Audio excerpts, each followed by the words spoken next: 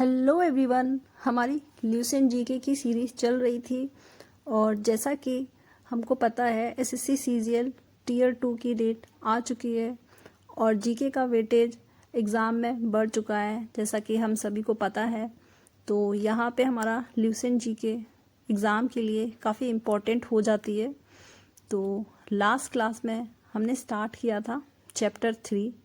इससे पहले हम चैप्टर 1 चैप्टर 2 भी हम कवर कर चुके हैं। इंडस वैली सिविलाइजेशन पढ़ चुके हैं, देन वैदिक कल्चर भी हम पढ़ चुके हैं। तो हमने स्टार्ट किया था महाजनपद। तो हमने लास्ट क्लास में 16 महाजनपद के बारे में पढ़ा था, उनकी कैपिटल्स देखी थी, देन राइज ऑफ मगध पढ़ा था और मगध में जो 7 डायनेस्टीज़ हैं उनके बारे में पढ़ा था। उनकी ट्रिक पढ़ी थी कि उनको कैसे याद रखना है। तो वहाँ पे हमने पढ़ा था हसीन मासुका 7, यानी कि हर्यंका, शिशुनाग, नंदा, मौर्य, सुंगा, कन्वा और सतवाना। तो ये 7 डायनेस्टी हो जाती हैं मगध की। तो हमने हर्यंका पढ़ चुका था और शिशुनाग भी हम पढ़ चुके थे, देन नंदा भी हमारा कवर हो चुका था। तो हमने लास्ट देखा था नंदा में धनानंद को देखा था, जो लास्ट किंग थे किसके, नंदा डायनेस्टी के धनानंद।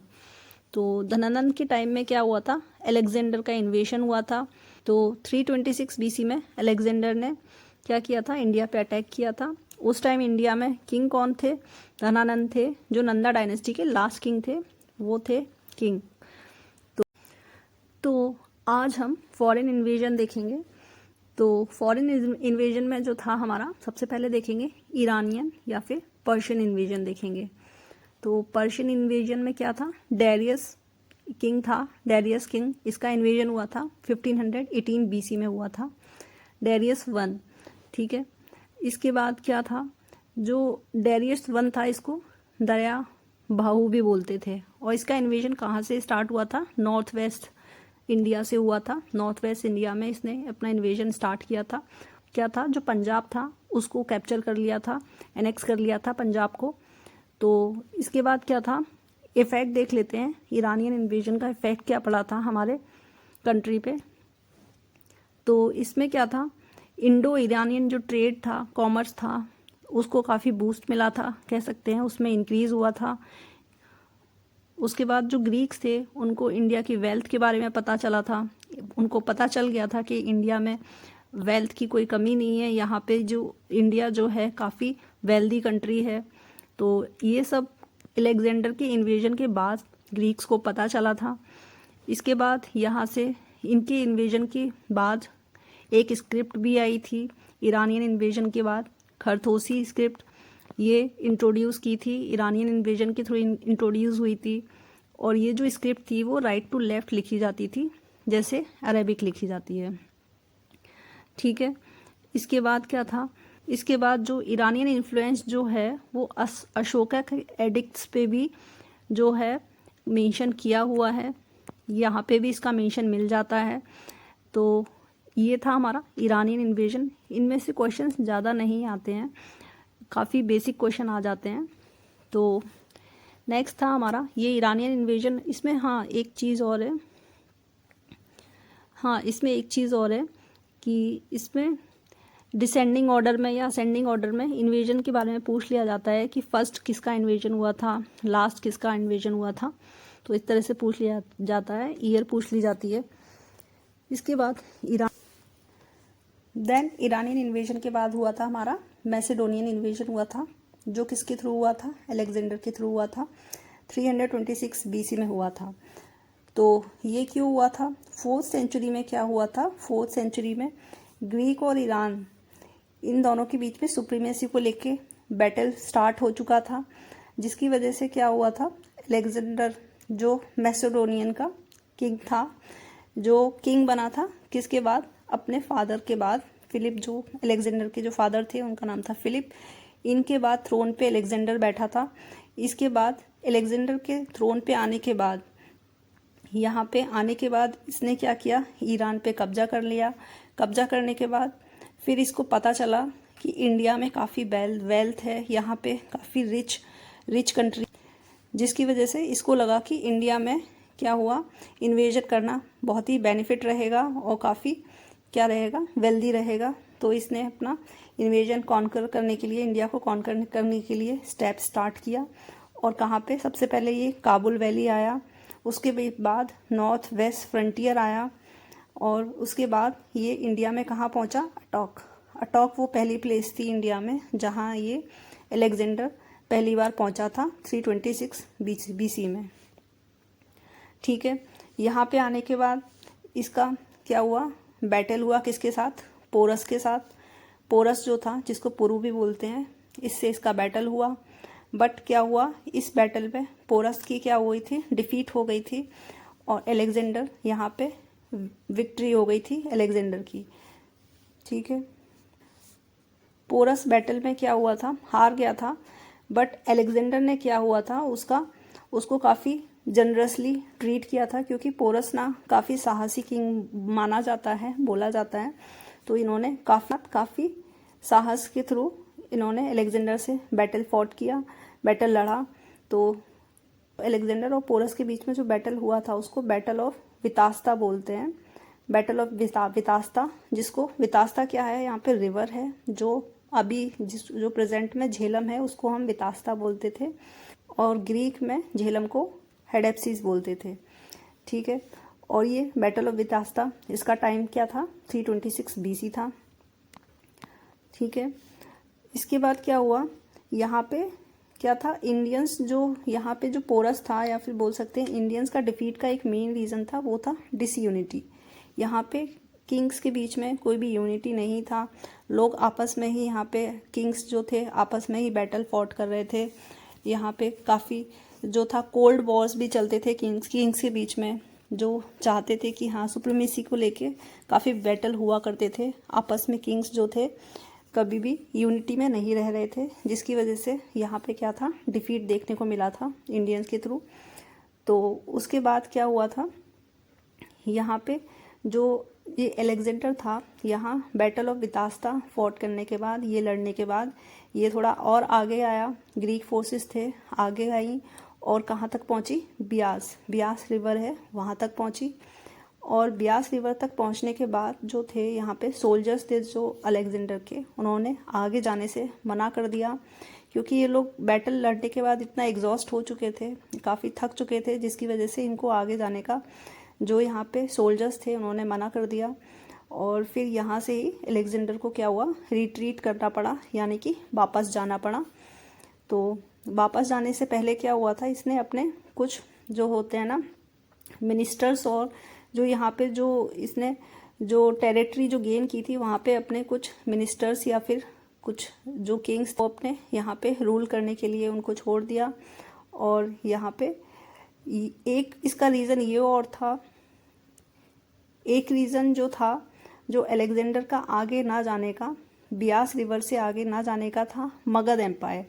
जो मगध एम्पायर था उस टाइम काफ़ी वास्ट हुआ करता था और काफ़ी पावरफुल हुआ करता था।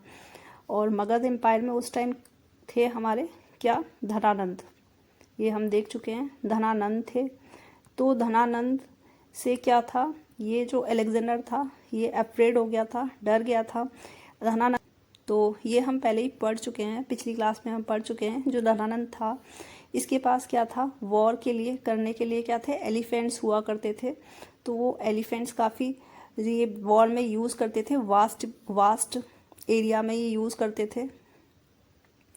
तो ये था अलेक्जेंडर की जो सोल्जर्स थे या फिर इसकी आर्मी थी, उसने आगे जाने से मना कर दिया। उनको नहीं लग रहा था कि धनानंद से वो लोग कभी जीत पाएंगे, क्योंकि ये काफ़ी पावरफुल किंग हुआ करते थे उस टाइम मगध एम्पायर में।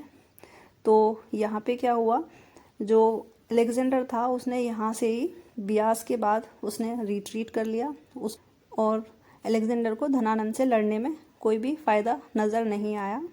तो इसके बाद इसका रिट्रीट करने के बाद क्या हुआ था, मार्च बैक कर लिया था अलेक्जेंडर ने। कब, सितंबर 325 BC में वो मार्च बैक कर लिया था उसने।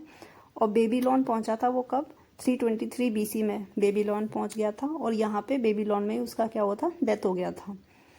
ठीक है, तो नेक्स्ट है हमारा जो अलेक्जेंडर का इन्वेजन का जो इफ़ेक्ट हुआ था वो क्या हुआ था, काफ़ी चेंजेस आ गए थे इन्वेजन का, अलेक्जेंडर के इन्वेजन का। तो यहाँ पे क्या था, जो जो रूट था वो लैंड और सी दोनों रूट्स जो थे ओपन हो चुके थे अब इंडिया और यूरोप के बीच में।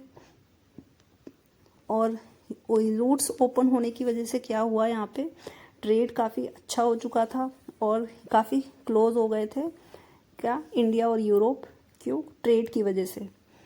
ठीक है, उसके बाद क्या हुआ, जो इंडियन आर्किटेक्चर पे भी यहाँ पे काफ़ी इफ़ेक्ट हुआ था। यहाँ से हमको क्या हुआ था, गंधारा स्कूल ऑफ स्कल्पचर था वो यहाँ पे हमको देखने को मिला, एस्ट्रोनॉमी देखने को मिली, कॉइनेज सिस्टम भी आया हमारा।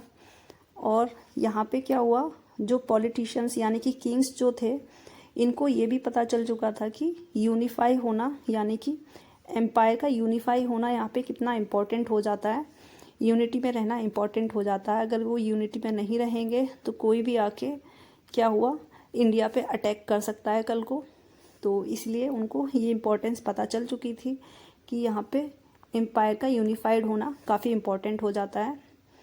उसके बाद क्या हुआ, ये हमारा था इन्वेजन्स हो चुका है। इसके बाद हम देख लेते हैं रिलीजियस मूवमेंट्स आए थे, कुछ रिलीजियस मूवमेंट थे हमारे 600 BC से 400 BC तक आए थे। तो ये देख लेते हैं।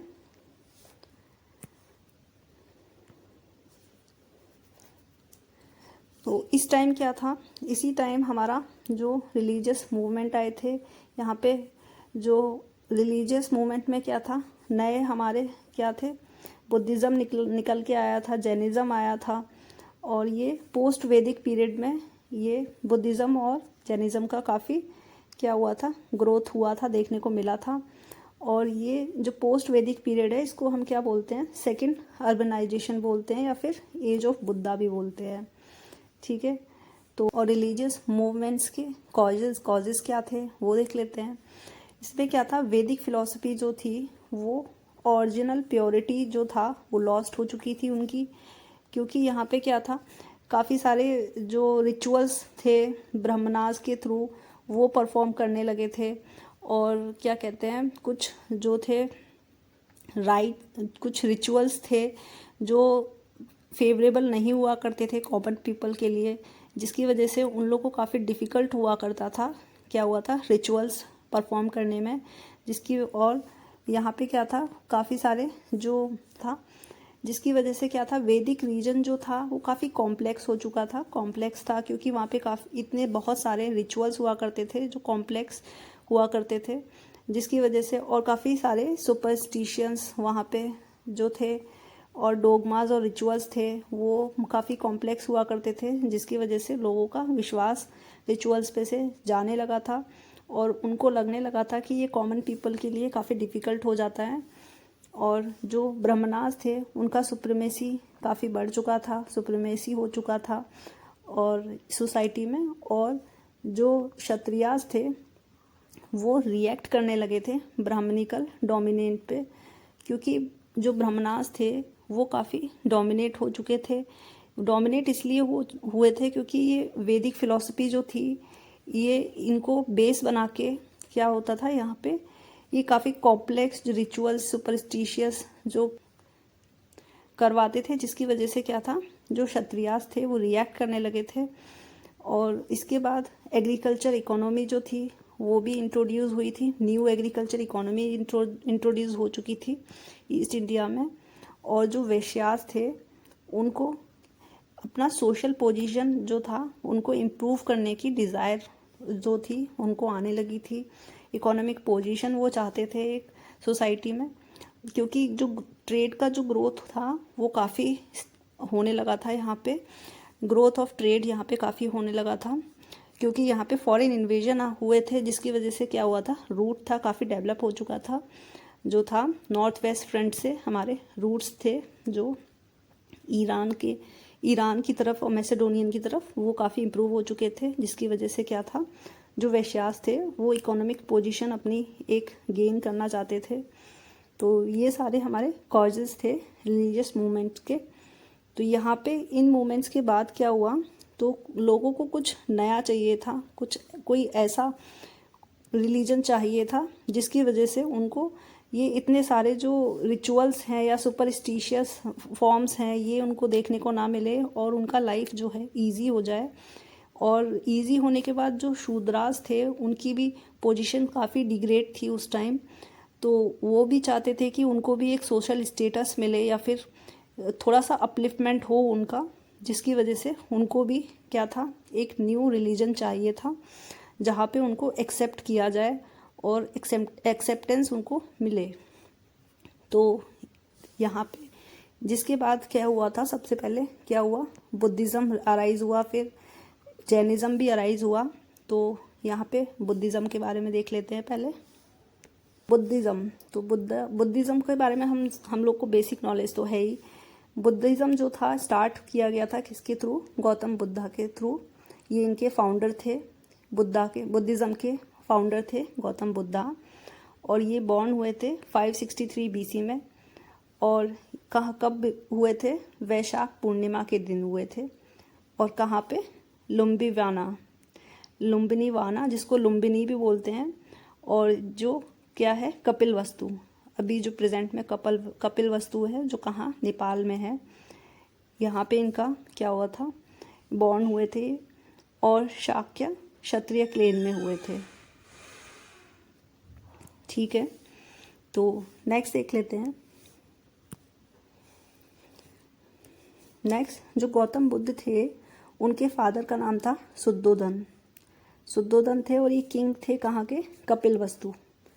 ठीक है, कपिल वस्तु जो नेपाल में है। और इनकी मदर थी महामाया, जो प्रिंसेस थी कोशाला डायनेस्टी की। ठीक है, और इनकी जो स्टेप मदर थी वो थी महाप्रजापति गौतमी। ठीक है, इसके बाद इनकी मैरिज करवा दी गई थी अर्ली एज पे। तो इनकी वाइफ थी यशोधरा, जो प्रिंसेस थी कहाँ की, कोली डायनेस्टी की। और इनके सन थे, इनके बेटे का नाम था राहुल। ठीक है, इसके बाद क्या हुआ था, इनका 4 साइट्स थे किनके, गौतम बुद्धा के 4 साइट्स थे। 4 साइट्स कौन थे, old man, deceased person, dead body, और एक एस्थेटिक। ठीक है, तो ये 4 साइट्स थे। इन्हीं की वजह से क्या होता है, इनकी लाइफ इतना चेंज हुई थी। और इसी की वजह से क्या हुआ था, 29 की एज पे इन्होंने होम रिनाउंस कर दिया था, यानी कि घर को त्याग दिया था। त्यागने के बाद क्या हुआ था, और इस रिनाउंस होम को क्या बोलते हैं, घर त्याग दिया था, जिसको बोलते हैं हम महाविनिष्कर्मा। ठीक है, महाविनिष्कर्मा बोलते हैं।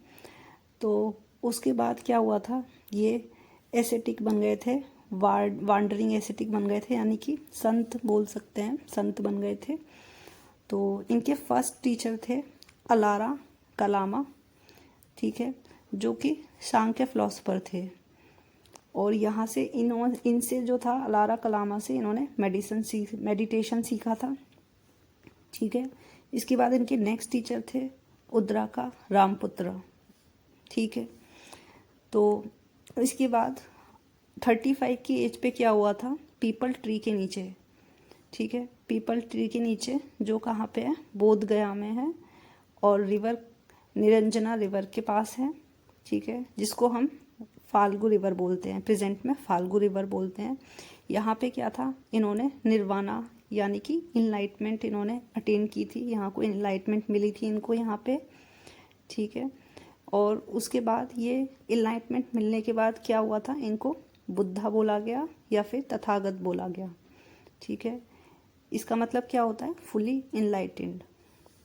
ठीक है, नेक्स्ट देखते हैं। नेक्स्ट, बुद्धा जो थे उन्होंने अपना फर्स्ट सरमन कहाँ दिया था, सारनाथ में दिया था। और किसको, 5 डिसिपल्स, यानी कि 5 उनके शिष्य थे, जिनको उन्होंने फर्स्ट सरमन दिया था, और जिसको बोलते हैं धर्मचक्र परिवर्तना। ठीक है, turning of wheel of law. और इसके बाद एट एज ऑफ 80 की एज पे कुशीनगर। ठीक है, कुशीनगर में ये इनका डेथ हुआ था, ये डाई कर गए थे। ठीक है, और कब, 483 बीसी में। और जो कुशीनगर है वो कहाँ पे है, यूपी में है, प्रेजेंट में यूपी में है। और ये इस जो प्रोसेस था, जो डेथ ऑफ बुद्धा जो था, उसको बोलते हैं महापरिनिर्वाणा। ठीक है, फाइनल ब्लोइंग आउट बोलते हैं इसको। नेक्स्ट जो ग्रेट इवेंट्स थे बुद्धा के लाइफ के, और उनके सिंबल्स देख लेते हैं। जन्म यानी कि बर्थ, इसका सिंबल था लोटस एंड बुल। ये आ जाते हैं, ये प्रीवियस ईयर में पूछे भी गए हैं ये क्वेश्चन।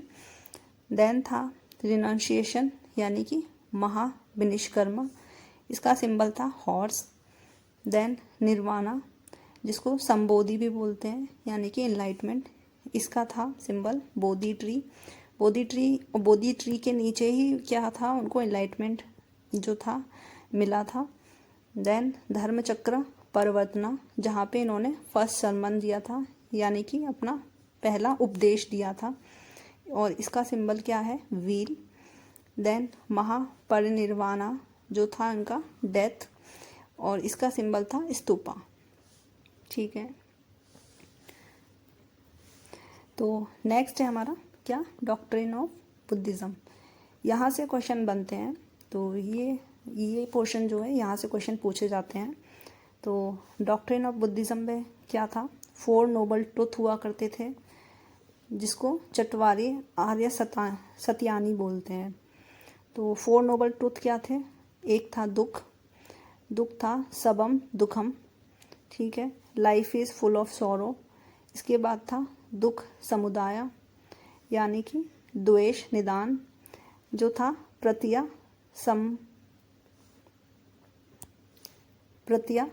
समुत्पदा। ठीक है, तो इसमें क्या था, life is full of sorrow, अगर सॉरो है तो उसका कॉज भी होगा, जिसको बोलते हैं दुख समुदाय। और उसके बाद क्या था, सॉरो कैन बी स्टॉप्ड। ठीक है, इसके बाद दुख निरोध बोलते हैं इसको, जिसको निर्वाणा बोला गया है। इसके बाद there is a path leading to cessation of sorrow, यानी कि दुख को कम करने के लिए एक पाथ यानी कि कोई ना कोई रास्ता होता है, जिसको बोलते हैं दुख निरोध, या फिर गामिनी प्रतिपादा, जिसको अष्टांगिका मार्ग भी बोलते हैं। ठीक है, तो ये 4 नोबल ट्रुथ थे। तो ये क्वेश्चन पूछा गया है प्रीवियस ईयर में, तो इसमें पूछ लिया जाता है कि 4 नोबल ट्रुथ में से कौन सा ऑप्शन करेक्ट नहीं है, तो इस तरह से क्वेश्चन बन जाता है कभी। तो नेक्स्ट है हमारा, नेक्स्ट कुछ फैक्ट देख लेते हैं। तो यहाँ पे क्या था, जो बुद्धिज़्म था उसमें अल्टीमेट एम क्या हुआ करता था लाइफ का, वो था निर्वाणा। ठीक है, निर्वाणा मतलब eternal state of peace and bliss. ठीक है, इसका मतलब क्या था निर्वाणा का, liberation from cycle of birth and death.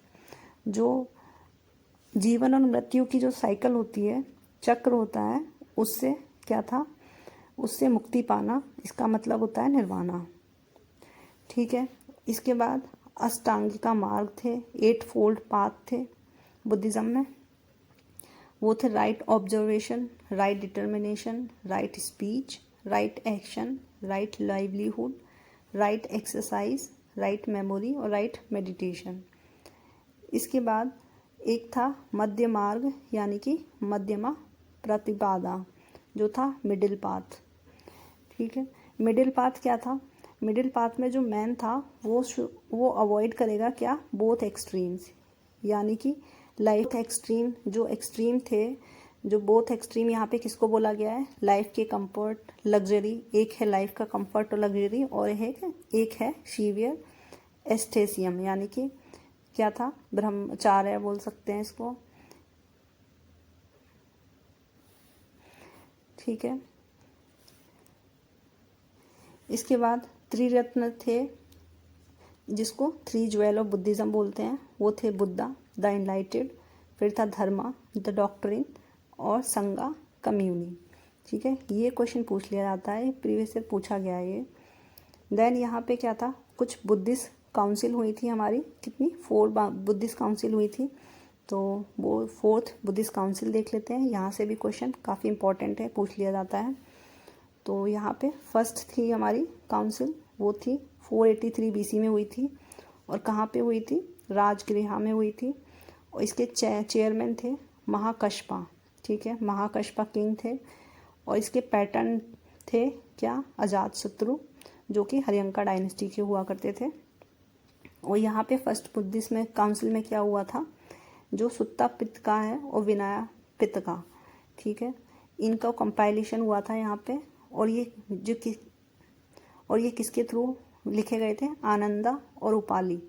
जो सुत्ता पितका थे वो आनंदा के थ्रू लिखा गया था और विनया पितका उपाली के थ्रू लिखा गया था, ठीक है। नेक्स्ट है हमारी सेकंड काउंसिल, जो 383 BC में हुई थी। और ये कहाँ हुई थी? वैशाली में। और इसके चेयरमैन थे शब्बाकामी इसके चेयरमैन थे। और पैटर्न थे काल अशोक जो कि शिशुनाग डायनेस्टी के थे। और यहाँ पे क्या थे? जो मॉन्क्स थे वो क्या थे? कुछ चेंजेस लाना चाह रहे थे राइट्स में, यानी कि रिचुअल्स जो थी वहाँ पे, यहाँ पे कुछ चेंजेस लाना चाहते थे रिचुअल्स में, ठीक है। नेक्स्ट था हमारी थर्ड काउंसिल हुई थी हमारी 250 BC में हुई थी। और ये कहाँ हुई थी? पाटलिपुत्रा में हुई थी। और यहाँ पे चेयरमैन थे मोगलीपुत्ता तीसा और पैटर्न थे अशोका, जो कि मौर्यन डायनेस्टी के थे। और यहाँ पे क्या था? अभिधम्म पट्टिका का क्या हुआ था? कंपाइलेशन हुआ था। और यहाँ पे डिसीजन लिया था, जो मिशनरीज थे उनको अलग अलग पार्ट्स में, वर्ल्ड के अलग अलग पार्ट्स में भेजने का डिसीजन लिया गया था थर्ड बुद्धिस्ट काउंसिल में। नेक्स्ट है हमारी फोर्थ काउंसिल, जो कि 98 AD में हुई थी, जो कहाँ पे? कश्मीर में हुई थी। और यहाँ पे जो थे चेयरमैन थे वासुमित्र और वाइस चेयरमैन थे अश्वघोषा। और इसके पैटर्न थे कनिष्क, जो कुषाण डायनेस्टी के थे। और यहाँ पे क्या था? कंपाइलेशन हुआ था किसका? महाविवाह शास्त्र का। और ये महाविवाह शास्त्र क्या था? संस्कृत कमेंट था किसका? त्रिपिटिका पे, ठीक है। और यहाँ पे फोर्थ काउंसिल में क्या हुआ था? डिवीजन हो चुका था बुद्धिज़्म का, किसमें? हिनायाज और महायानाज में, ठीक है।